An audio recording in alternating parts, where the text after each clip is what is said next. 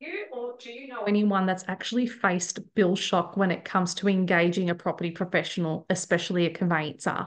I reckon every second person who's actually bought property has probably found that that is the case, which is a really sad stat. It's a really sad truth, because when it comes to engaging your conveyancer, really anything to do with fees has to be absolutely upfront, transparent, and reasonable. It's as simple as that.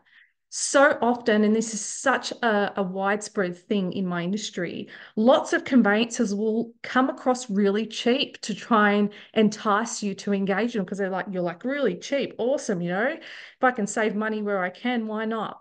Great.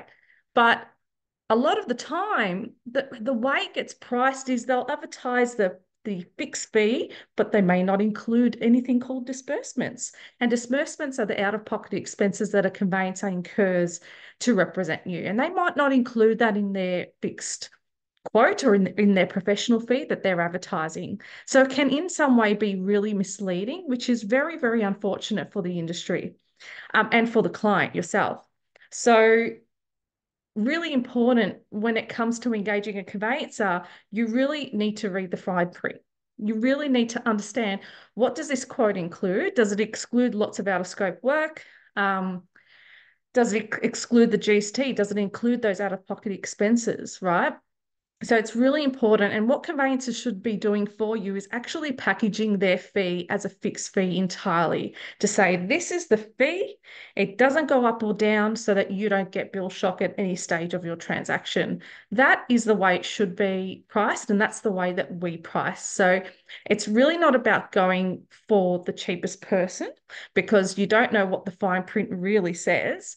But also, if you go too cheap, you do have to wonder what is actually going to be included in the scope of work and how well is the work going to be done. Because in most cases, they're not. When a conveyancer is super cheap, I've heard the stories from many, many clients and many, many people in the property industry that it's generally associated with sloppy work, erroneous work, and unresponsiveness. And unresponsiveness is such a big deal. Communication is a huge deal. You want your conveyancer to be available to you as and when you need them. You need to feel like you're prepared in your transaction. And a conveyancer really helps, a really good conveyancer helps do that.